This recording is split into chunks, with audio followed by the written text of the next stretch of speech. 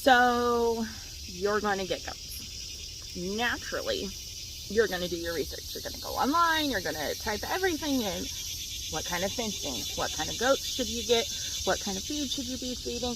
What kind, what? I mean, I can make a list right here, right there. And those are typical things that you're going to research. Say hello to Linda. She's nosy. But the problem is, and what scares people off, or overwhelms people, or hinders people from moving forward, is, ma'am, what works for me won't work for somebody else. It might, but then again, it might not. The first questions you need to ask yourself: why are you getting into goats?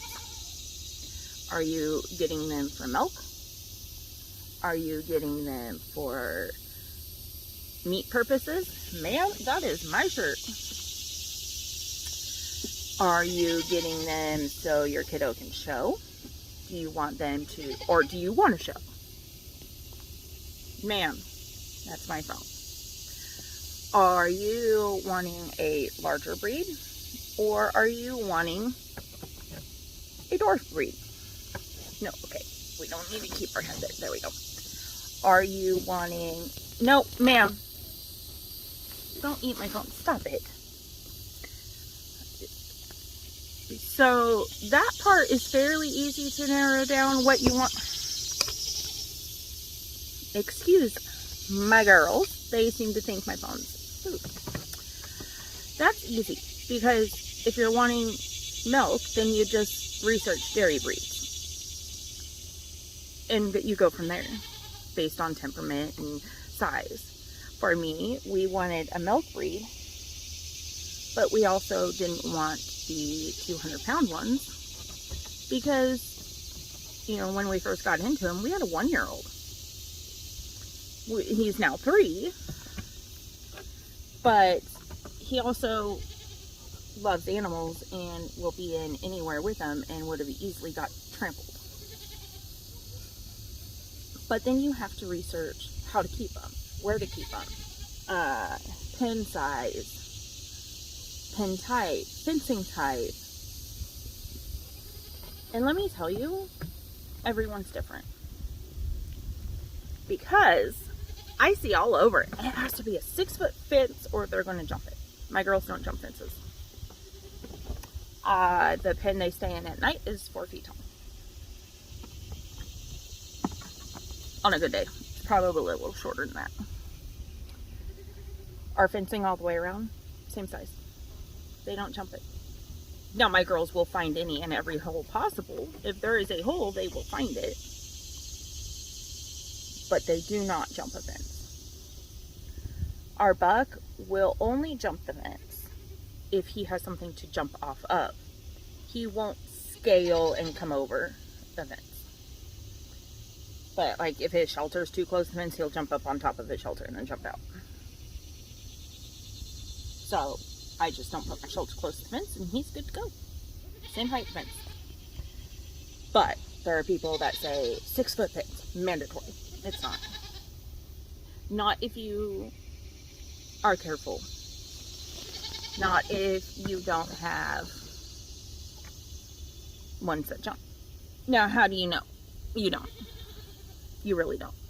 Trial and error. But I've never had one jump a fence. The only time they get out of a fencing is if I have their shelter too close to the edge. So I just don't do that. Feed is another one you're going to research. Some will say do this, some will say do that, some will say put this, some will say put that. Some will say don't feed this, do feed that. Don't, you know, it really depends where you live. It depends on what you're feeding for. It depends on the breed of goat you have. It depends on what you're trying to accomplish. I will say a very consistent thing I see in dairy feed is black oiled sunflower seeds. I feed it, and everybody I know feeds it. It's very good for them. I don't know about the meat world. I don't have meat goats. So I couldn't tell you what they feed. But some people feed alfalfa pellets, some people don't. Some people feed chaff hay, some people don't. Some people feed sweet feed, some people don't. Some people feed a dairy mix, some people don't. Some people mix their own feed, some people don't. You know, some people use a pre-made feed. It all depends on what you're trying to do. There you go. Yeah, it all depends, huh, baby? It all depends. Yes, it does. And if somebody is out there saying, if you don't feed XYZ, you're a bad goat person, don't listen to them. They are not somebody you need to be listening to. Nobody should be telling you you are a bad anything for anything you do. If they are a reputable person in any fact of life, the you're bad if you don't mentality won't happen. Your reputable breeders will give suggestions, especially if you get one local. But every property, every piece of land is so different. You can't just feed the same thing as the next person. Also, your resources are different. What I have available to feed here is going to be much different than somebody back in Oregon. Or it'll be different than Crystal over at Blue Cactus Dairy Goats, or different than what Hanson Never Done Farms has available to them. Our feed are going to be different because the availability is different. Hi. Want to fight? You want to fight today? Oh, yep, okay. Let's fight. There you go. And the space that you have for the goats is also going to be different. Miss Ma'am.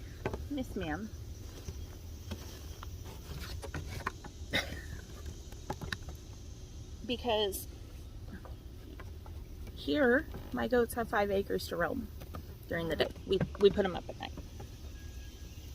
But just because somebody doesn't have 5 acres doesn't make them a bad person. As long as they're feeding their goats properly outside of, you know, the space that they have, it's everybody's different. So I know this is not helpful to those of you who are researching, but you need to take those things into consideration when you are researching. You need to decide what is best for you and your family and go from there. Don't hesitate. Do not hesitate to ask those around you. Do not hesitate to reach out to people that you've seen videos of or gone to shows and watched. Don't hesitate to ask them those questions. But don't depend on it to be the end-all be-all. Because, I mean, even myself to my next-door neighbor, we feed differently. Myself to people down the street, we feed differently. Because we have different needs, we have different, desires with our herd. I have a show herd, so we can show them, but also milk is very important to us because we have our own soap business, so I have to have the milk. But maybe the show aspect isn't so important to others, so they're not feeding the same things that I would be feeding. For instance, or another example is bucks.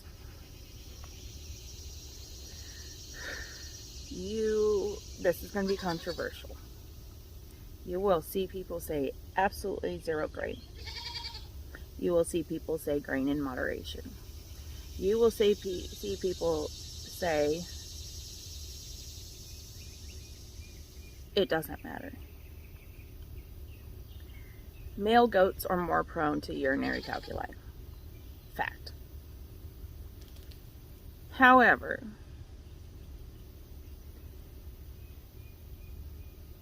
my personal opinion is it does not necessarily matter when you band them, as long as their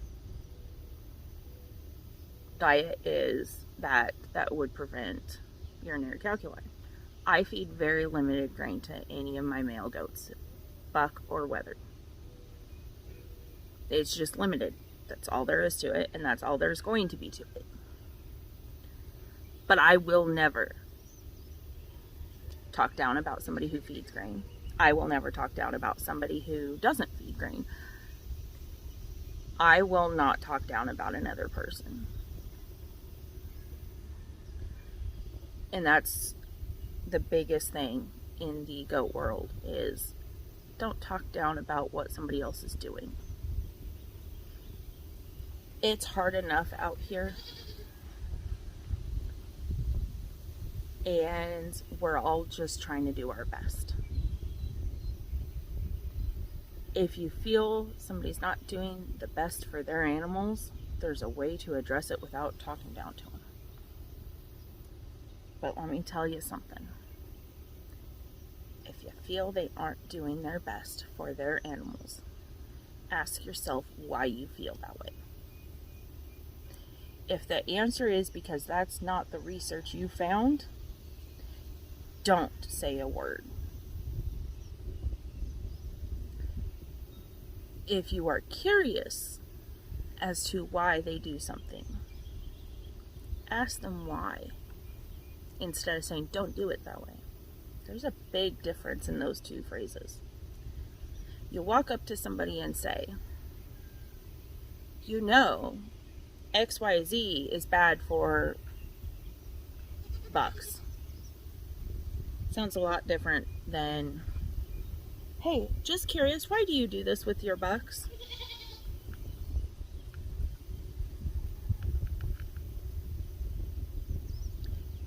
If you're doing research and you hear somebody saying, you know, XYZ is bad for something, go on to the next video or the next page.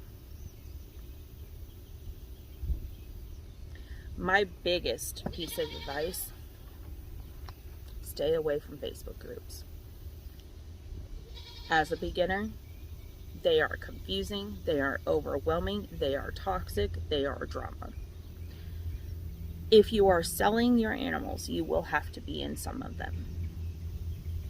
And it is beneficial at times to be in some of the emergency groups. But if you are just starting, tread carefully. I know this video is all over the place. It's about how the goat community is on Facebook. All over the place and does not make sense.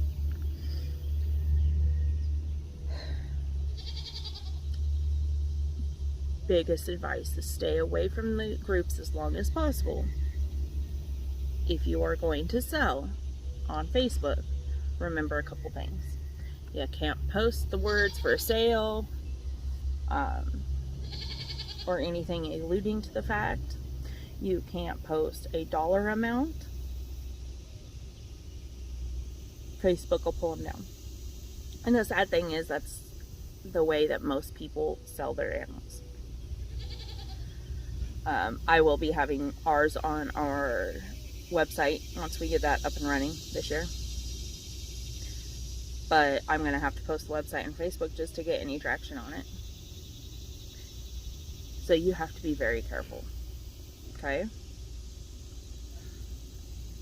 So, as a beginner, what this video is about is information's here, information's there, information's here, information's here, all about the same topic. So you'll go in circles trying to decide, okay, well, what's right, what's wrong?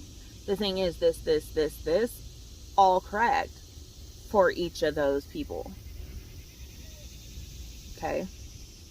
So you have to take some from here, here, and here, and you're right in the middle, you have to take what works for you and create your own way. Don't hesitate to ask questions, but don't take anybody's answer as the end all be all. Okay? Because it's not. Everybody's different. If you have questions or you want to research a topic, these people are people I highly suggest reaching out to. I'll try to link them in the list below. Either reach out or go watch their videos and you can pull from them. These are people I would trust to take information from. And I have trusted in the past. And still trust. To this day. So until next time, you guys, be careful out there. Do your research, but don't take anything at face value. Decide for yourself, and may God bless you. Have a great day. Bye.